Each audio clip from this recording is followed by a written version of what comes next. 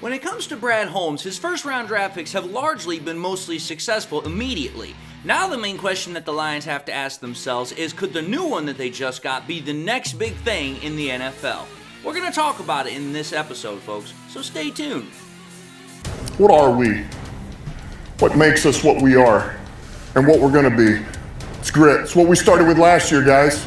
Doesn't matter if you have one ass cheek and three toes. I will beat your ass. Can definitely compete with the big dogs. 10-5 end zone touchdown Detroit Lion. You guys are unbelievable, man. I'm telling you. We are driven by Detroit. Hello all Lions fans, and welcome on back to yet another episode of MCM, Motor City Mania. I'm your host, David T. Pike, and as always, we're diving on in. So, here's the thing, folks. In today's episode, obviously, we are going to be talking about cornerback Terrion Arnold. He was the top rookie cornerback that the Lions got in the draft that we just finished up here about a couple of days ago. Now, the main question that we're going to be asking ourselves in this episode, realistically, is how far can we realistically expect Terrion Arnold to go? What can we expect out of him over the course of, whatever his career is going to be? I know that's a really, really hard question to try and ask ourselves, especially seeing as how this guy has not yet played it down in the NFL, seeing as how that we haven't even seen him in training camp. But the reason why we're going to have this kind of a conversation is, one, based off of the history that Brad Holmes has had when it comes to his first-round draft picks, two, the college that he's coming from,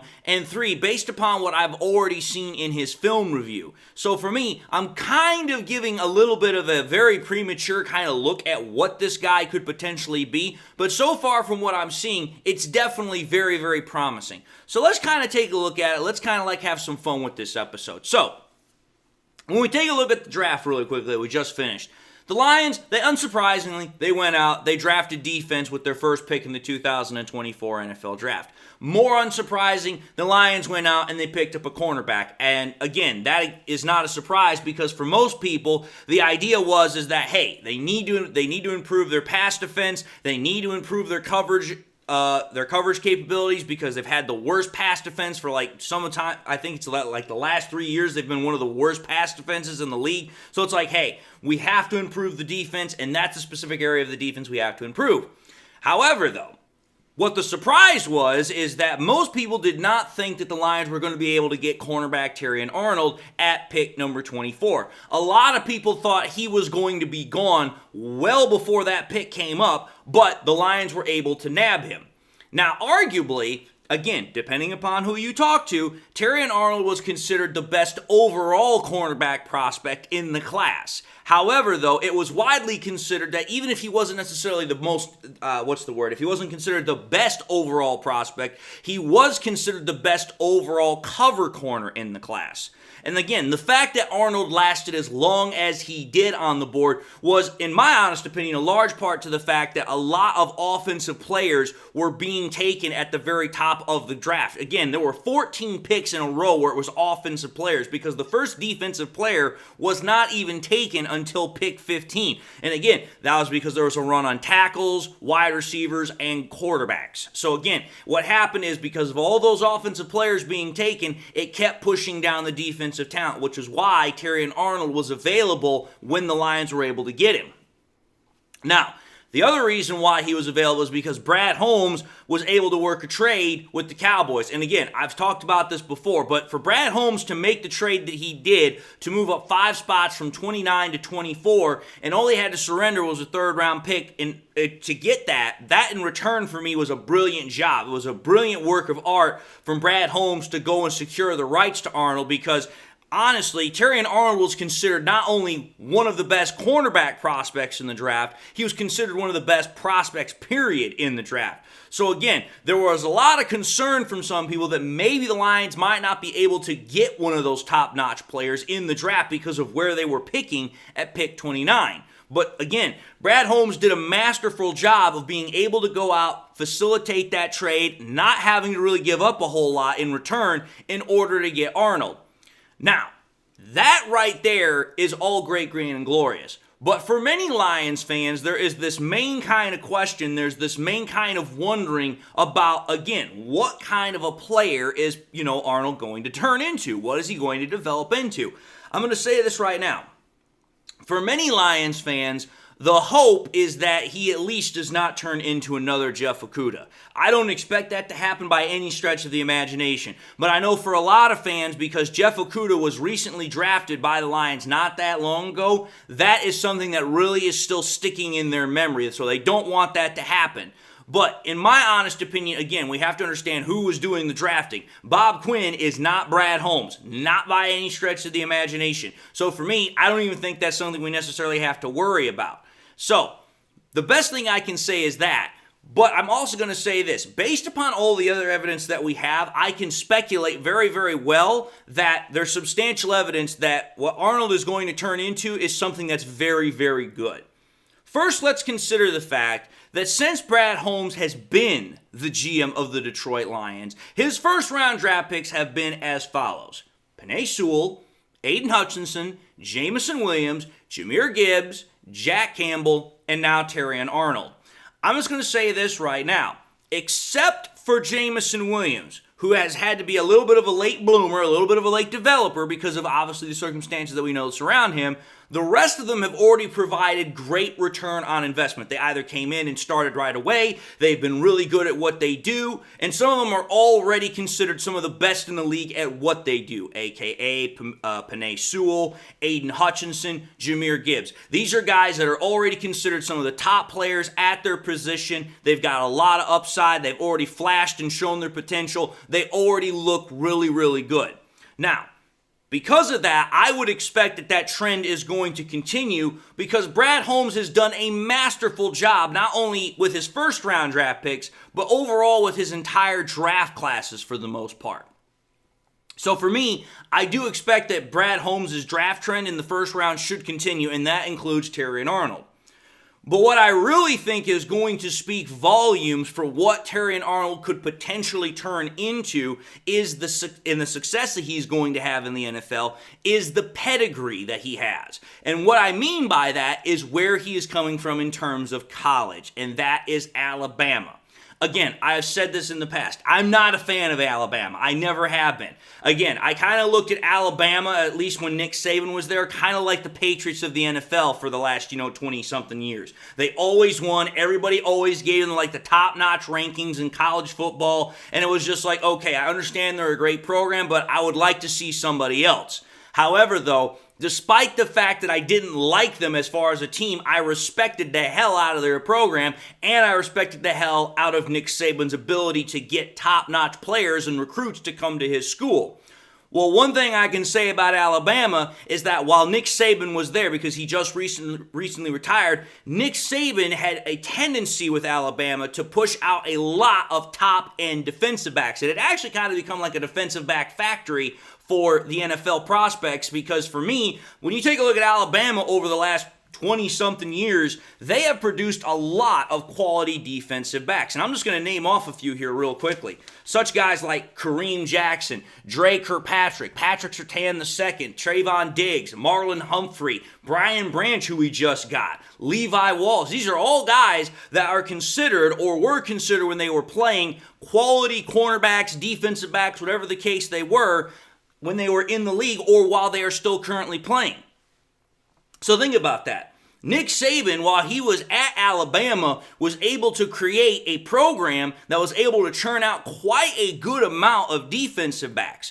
Terrion Arnold is considered the last class of those defensive backs that's about to come out because he just retired, like I said, Nick Saban. So you have to think about it.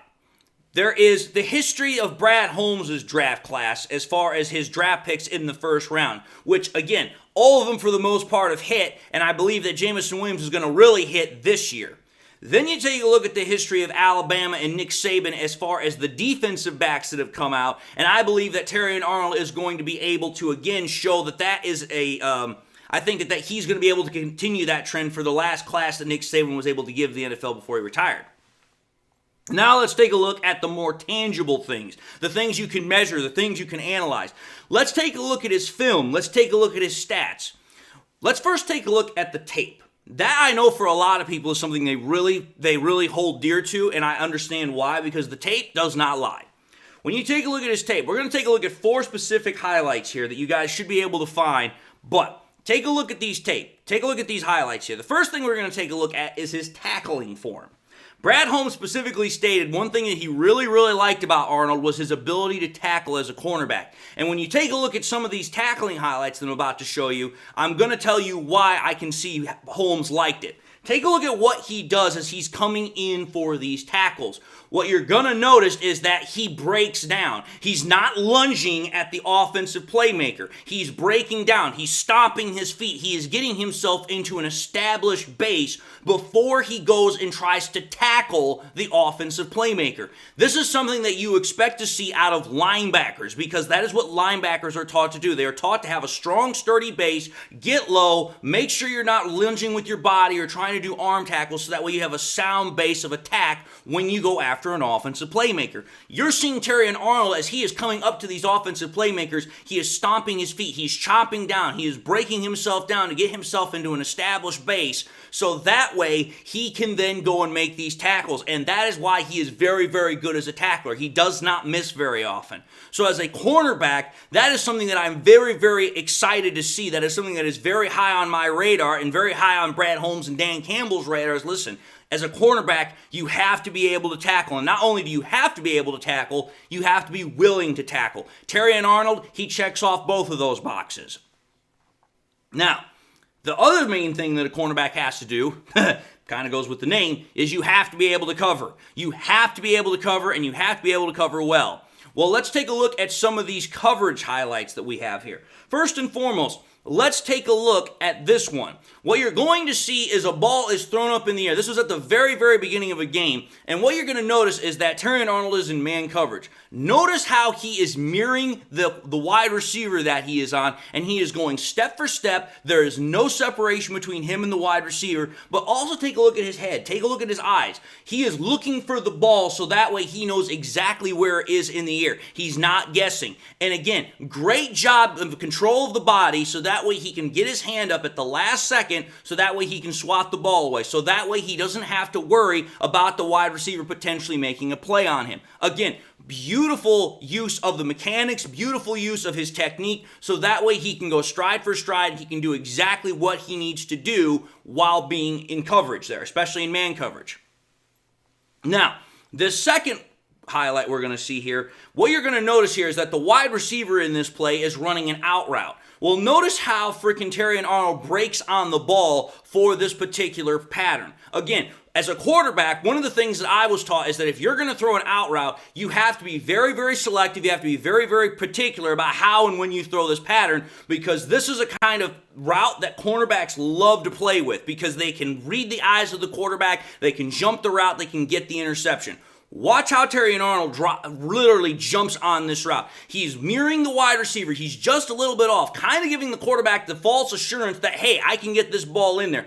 But as soon as that wide receiver breaks and he's just like a step or so off, he breaks on the route because he knows the pass is about to come to the wide receiver. And he literally jumps right in front of it, gets a great handed catch as far as an interception is concerned, and able to secure the turnover for his team so that way the offense can come out. Again, this is what I call the bait and switch method, is that, hey, you're letting that quarterback think that you've got that safety, you've got that ability to get that ball in there, but you really don't, because Terrion Arnold is baiting that quarterback to throw that pass his direction, and as soon as he did, he jumped right on the pass, secured the interception, and also made it look like that this guy knows how to catch the ball, because he caught it all with his hands. He didn't catch it with his forearms or his chest or anything else. He reached out just like a wide receiver would and had great control of the ball going to the ground, securing the interception.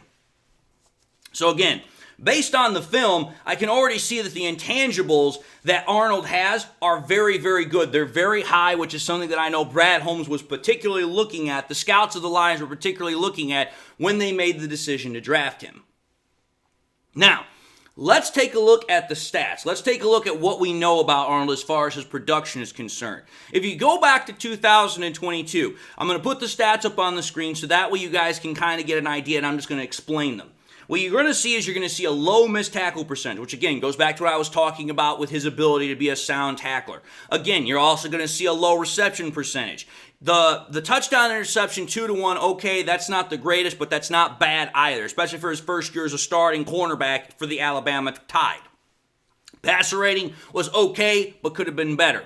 But what you're going to also particularly notice is that most of the time, Arnold spent his time on the outside. He was the outside corner. He did sometimes move inside, but primarily he was on the outside, which is something that the Lions desperately needed. And that's why they drafted him, I believe, also. They needed to find a guy who could play on the outside alone on an island and provide good coverage. That is something that I believe Arnold can do, and the stats back me up on this. PFF grades, again, were okay. They were good, but they weren't the greatest. That's 2022. Then when you move to 2023, again, you're going to see much of the same pattern. Missed tackle percentage, it's a little bit higher than 2022, but still very respectable, still very good for a cornerback. Again, reception percentage for wide receivers, still very, very low. It's actually a little bit lower than what it was in 2022.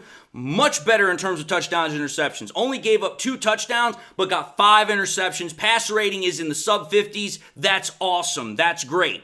What you're also going to notice is that he also, again, primarily played the majority of his time on the outside as a cornerback. But there was a substantial jump in him being able to move onto the inside as a slot cornerback.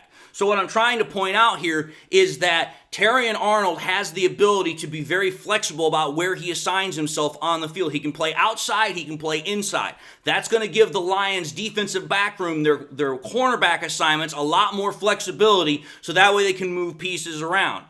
And then finally, take a look at his grades from PFF for 2023. He had the 4th best defensive grade out of all cornerbacks in the NCAA, according to PFF. He had the 2nd best rush defense grade out of all cornerbacks, according to PFF. And he had the 10th best coverage grade out of all cornerbacks, according to PFF.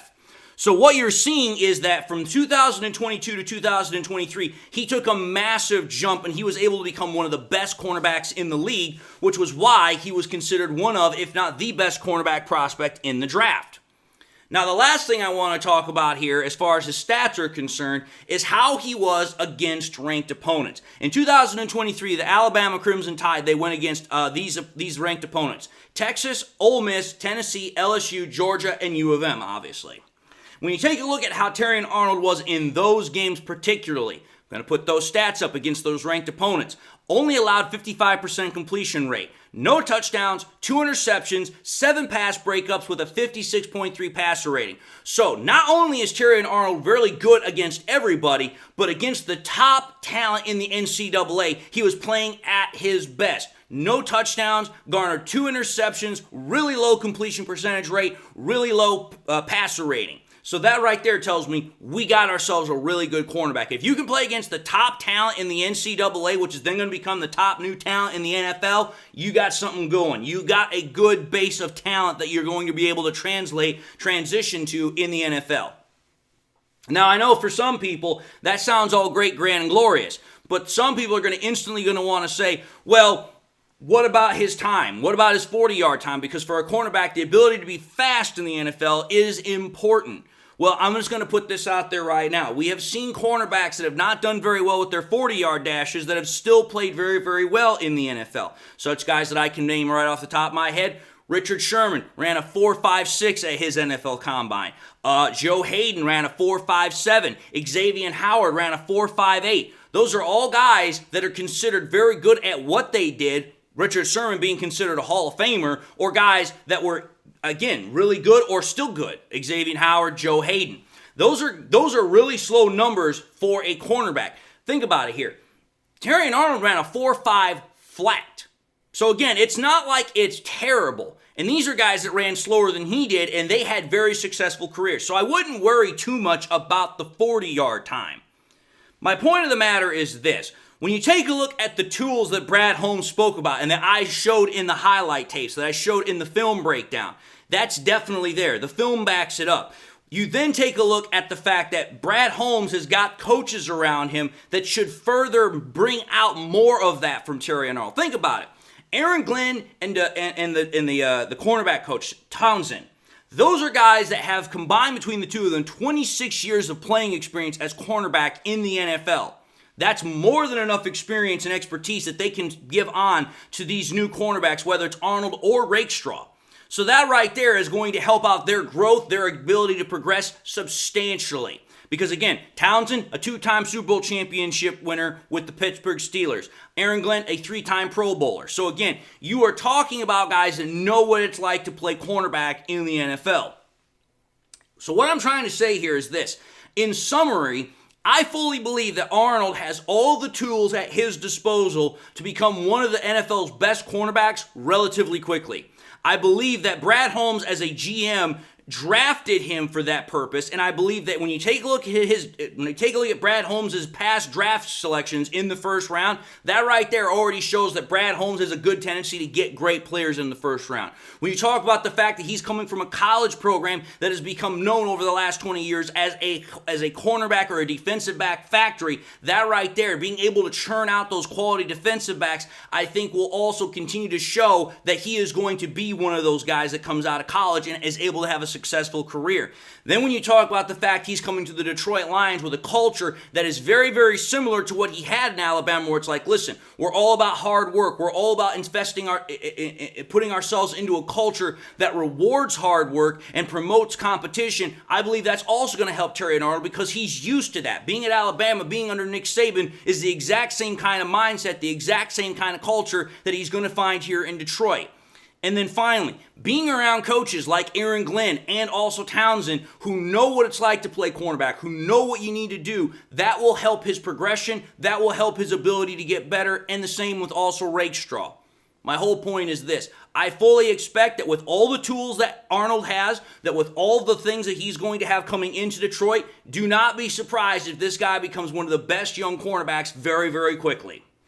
But anyway, I figured I'd put this episode together because I really am high on Arnold. I really like the fact that we were able to get him as a draft pick. So I'm decided to put this episode together. You guys do with it what you will. Let me know if you think I'm right. Let me know if you think I'm wrong. Let me know if you think I'm jumping the gun a bit. You guys always do.